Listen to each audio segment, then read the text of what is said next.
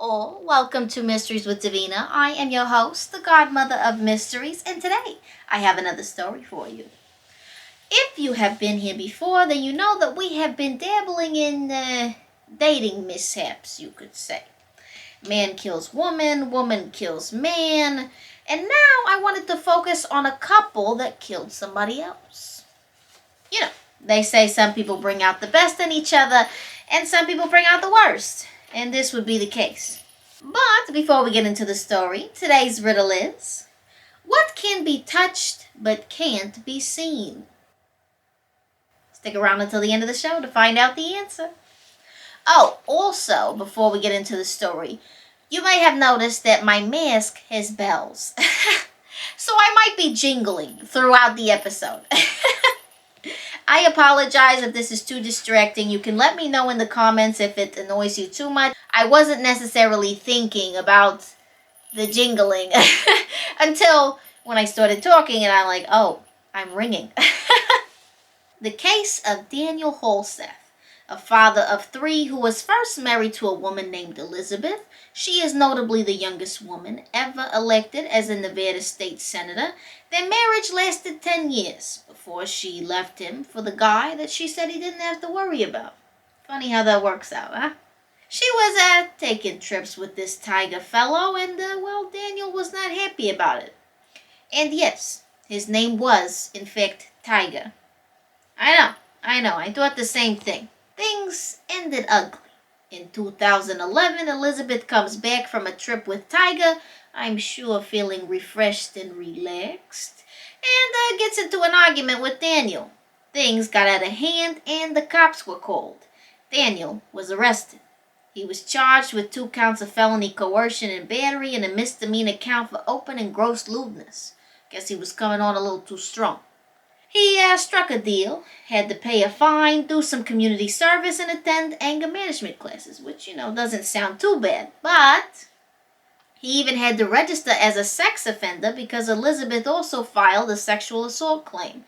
He filed for divorce a month after the incident, claiming infidelity on her part. Elizabeth, of course, married Tiger, got full custody of the kids, and actually moved to Alaska at first. Now, I think that wasn't the exact order that things happened. She got full custody of the kids, then moved to Alaska, then married Tiger. I'm pretty sure that's the order of how things happened. But my theory in knowing this is that I believe, I don't really know, right, what exactly happened between them during this argument. But I believe that she definitely went for the sexual assault claim to make sure she got custody of those kids. You know what I mean? During this time, Daniel was remarried, but divorced again. He and his second wife ended on good terms and continued to share a joint bank account. Eventually, Elizabeth, Tiger, and the 3 kids moved back to Las Vegas in 2020.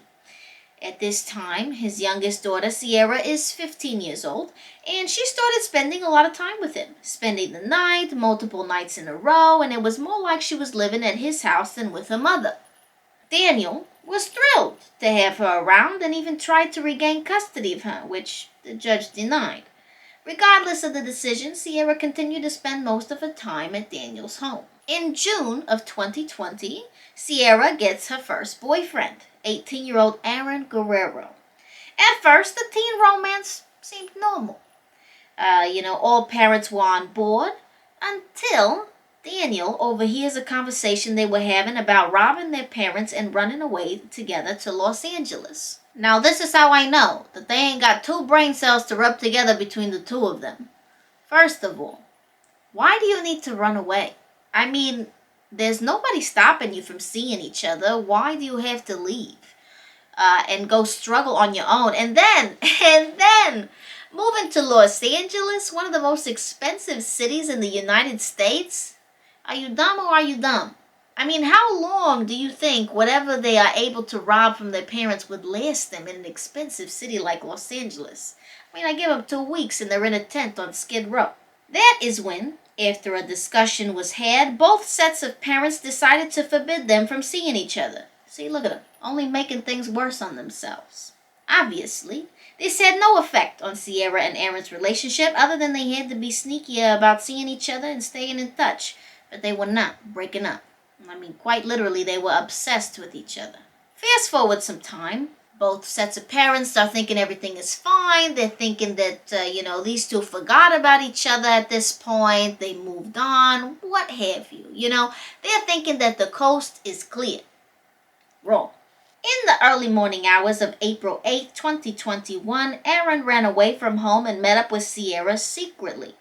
Later that day, Daniel's second wife noticed a transaction of $1,300 withdrawn from their account. She was concerned and tried reaching out to Daniel, but received no answer.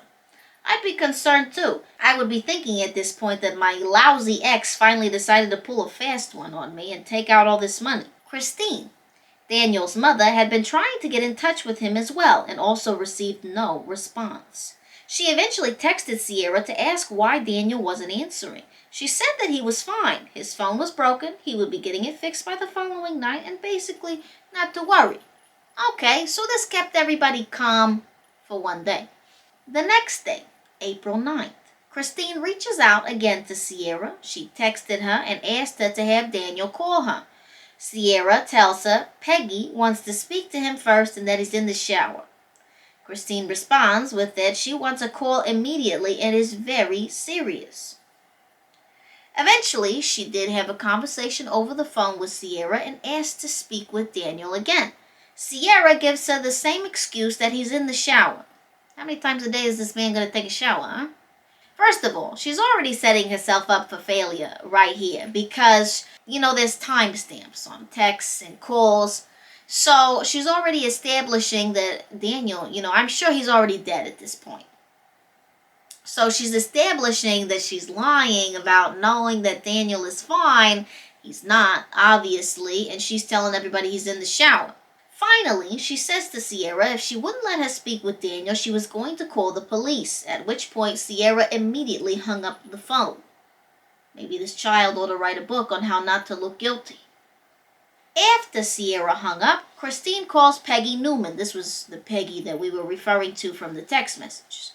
Anyway, she is Daniel's landlord and lifelong friend. She asked Peggy to go over and check on Daniel, explained that she hadn't been able to get in touch with him, and had a bad feeling. Peggy agreed and decided to take a friend with her to check things out. When they arrived, the front door was open. So they just walked right in. They immediately noticed that there was a burnt patch of floor.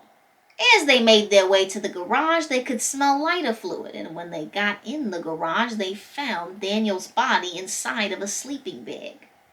They run out of the house. Peggy's friend called 911, explains what they found, and that she believes the fire is at least a couple of days old. Police arrive and begin to observe the crime scene. They realize the fire was intentional and died out on its own, and that the fire was not his cause of death. The fire was set to cover up evidence and make it seem as though he did die from the fire. Daniel had been stabbed 70 times, 42 times in his back, one of which hit a major artery in his neck. Both of his lungs had been punctured. He had stab wounds on his shoulders, hands, wrists, and fingers. Whoever had killed him had also attempted to cut up his body with a saw. Now talk about overkill. You already know, based on the excessive overkill, that this was a crime filled with hatred. Filled with hatred. I mean, this was all kind of unnecessary, to be honest. I mean, as soon as they hit the major artery, the man was going to die in a few minutes after that. If that, honestly. I mean, even if you called an ambulance the minute you hit the artery, the man's not going to make it. So, I don't understand the excessiveness, but I guess they really, really disliked this man. As the police began their investigation, they interviewed Elizabeth, who told them about how Sierra had been spending most of her time at Daniel's house and about Aaron and their plan to run away together to Los Angeles. And if I may say so again, a dumb plan. Moving on. When they looked into Daniel's financial records, they discovered there were several ATM withdrawals throughout Las Vegas on April 8th. And when they looked at the surveillance camera footage, guess who they saw? Sierra and Aaron taking out the money. There was also footage of them shopping at a grocery store and Home Depot using Daniel's debit card. these young teenagers, so maybe they never heard of leaving a paper trail, but they're leaving an electronic one, a very big one at that. I mean, you're going to go with his debit card to go buy this sort of, you know what, hold on, before I get ahead of myself, take a look at this shopping list. A saw, blades, cloths, disposable gloves, bleach, and lighter fluid. I mean, if that's not a serial killer starter pack, I don't know what is. So, an arrest warrant gets put out on the both of them. Daniel's car was missing, so of course that was their means of getting away. Surveillance footage showed the car leaving Las Vegas April 9th. On April 13th, they were caught in Salt Lake City, Utah. Now, I saw the footage of when they were arrested, and they were on some sort of a train or a subway, something of this sort. They were making out as well, which was kind of gross. But anyway, apparently they had been checked on if they had paid their boarding pass or not. And at that time, when they were checking their passes, they realized what their names were and that they were wanted for murder. And so the police took them away. A blood-stained blanket was in the trunk of the car. I don't actually know where they found the car. I'm assuming that they ditched the car so that, there was one less thing attached to them. They probably knew at this point that they were wanted, and so they probably didn't want to hold on to the car. But there was a blood-stained blanket left in the trunk. I mean, come on now. You traveled for how long? This is several days after. You didn't see a dumpster anywhere to get rid of the blanket? I mean, they left so much evidence behind. Did they really need the blanket? Probably not. But still, I find this ridiculous how idiotic these two are. They also looked through Sierra's phone and found a very disturbing video that they had recorded. Now, I chose to omit said video from this video particularly because I just found it so disturbing, to be honest. I mean, just the lack of remorse, there's just a lot of hee and ha going on throughout the video. I mean, these children, they don't care. They don't care that they just killed somebody. And this girl definitely does not care that she just killed her own father. And that just, I don't know, kind of shook me to my core, to be honest. But if you are interested in seeing the video, I will link the news YouTube channel that released the video. It's unedited, so you can check it out for yourself if you would like to watch it. But anyway, at this point, this becomes an open and shut case. I mean, they quite literally admitted to murdering Daniel in this video. Police believe that April 8th, the night Daniel died, went a little something like this. They meet up, buy all the supplies for the murder, do a surprise attack on Daniel. Most likely Sierra was the distraction while Aaron came up from behind, and in an attempt to get rid of his body, they put him in the sleeping bag, drench him in lighter fluid, and set him on fire. The fire eventually dies out, and only 40% of his body ends up burned, so they try to cut him up with the saw.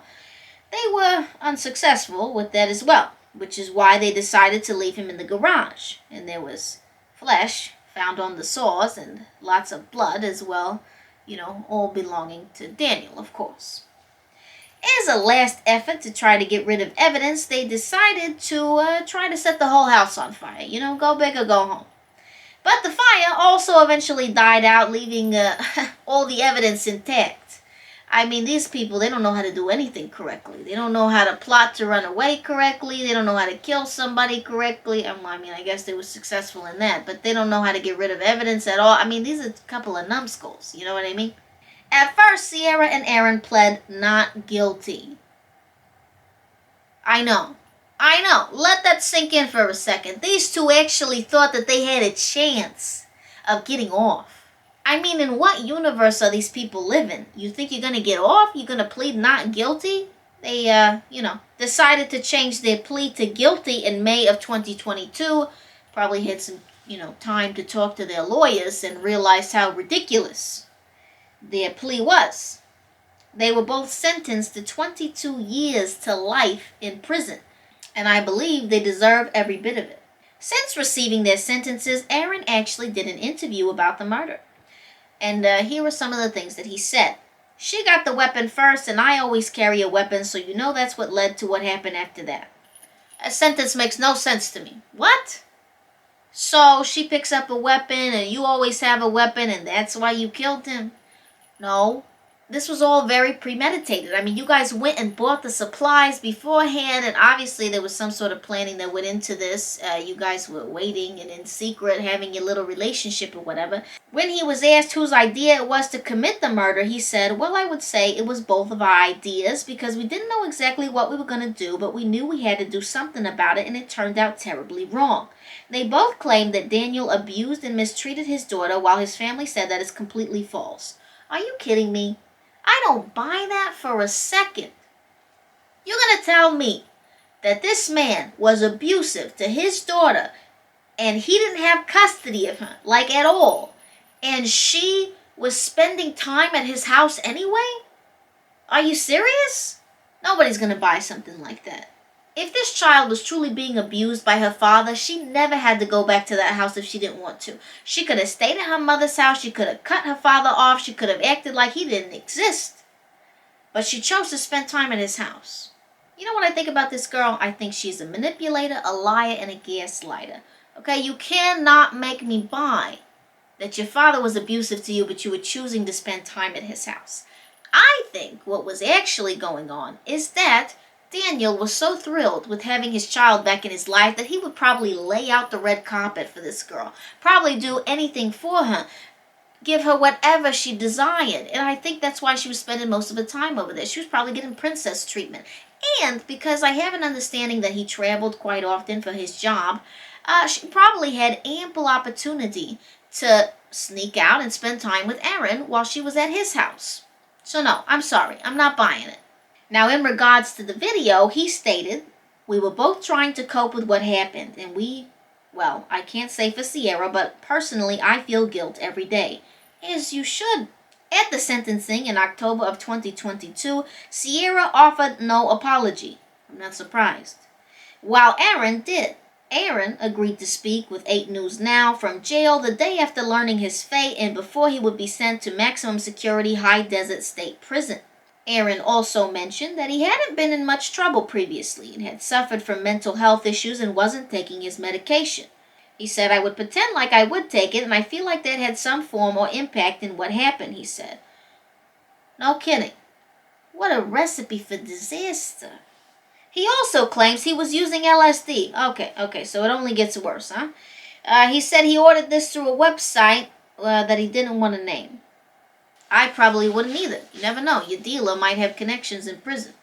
He also further stated, I don't think I would have been capable of something like that had I been sober, because it's a psychological drug, as most people know, and when you have a mental illness, it only makes it worse, he said. Well, I'm glad you've had time to reflect, but it's a little late.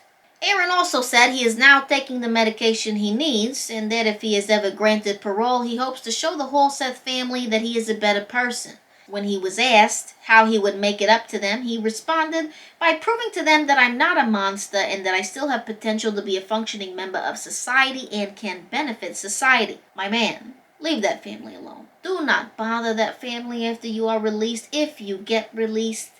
Haven't you put those poor people through enough? You know, I can only imagine 22 years from now they have come to some sort of point of closure or of grief that they can live with, and then you just walk back into their life trying to ask for forgiveness. Don't. Just leave those poor people alone.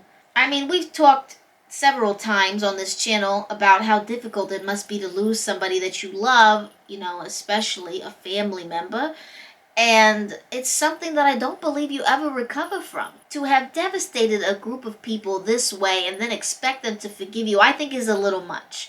I mean, I know that there are some very forgiving people out there, but killing somebody, their child, their brother, nephew, whatever he was to whoever he was, that hurts, and it's a lasting wound. They have to live with that for the rest of their lives. Sierra Halseth is currently at the Florence McClure Women's Correctional Center in North Las Vegas. Aaron said he plans on having no contact with her.